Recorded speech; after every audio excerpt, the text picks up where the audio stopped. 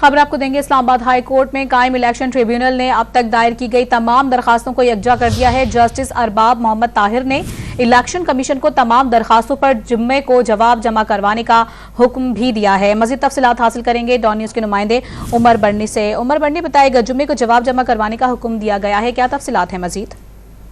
जी देखें, आज इस्लामाबाद के 3 हलकों से कागजात नामजदगी मुस्तरद होने के खिलाफ अपीलें दायर करने का आखिरी रोज है। इलेक्शन अपीलेट ट्रिब्यूनल ने 19 दरख्वास्तें यकजा करके इलेक्शन कमीशन से जवाब तलब कर लिया है, जबकि पीटीआई के शोएब शाहीन की अपील पर फैसला जो है वो महफूज कर लिया है।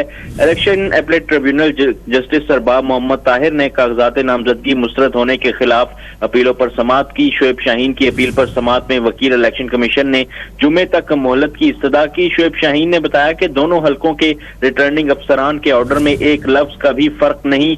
जस्टिस अरबाब मोहम्मद ताहिर ने भी हैरानी का इजहार करते हुए कहा कि लगता है कि ऑर्डर लिखा एक जगह गया, फिर सब ने वही जारी कर दिया। क्या आरओ आर्टिकल 62(1)F की डिक्लेरेशन दे सकता है?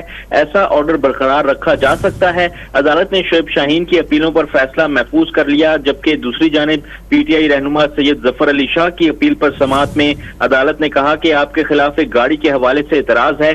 जफर अली शाह ने बताया कि गाड़ी 3 साल पहले बेच दी थी। अदालत ने एफिडेविट या ट्रांसफर लेटर जमा करवाने का हुक्म दे दिया। जस्टिस अरबाब मोहम्मद ताहिर ने अब तक दायर की गई तमाम दरख्वास्तों को यकजा करते हुए इलेक्शन कमीशन को जवाब जमा कराने का हुक्म जो है वो दिया है। अदालत ने कहा है कि आरओ से रिकॉर्ड लेकर तमाम दरख्वास्तों पर पैरावाइज कमेंट्स जमा कराए जाएं। जी, इस्लामाबाद हाई कोर्ट में कायम इलेक्शन ट्रिब्यूनल में दायर तमाम दरखास्तों को यकजा कर दिया गया है, जिनकी मजीद तफसीलात बता रहे थे उमर बर्नी। आप बहुत शुक्रिया आपका।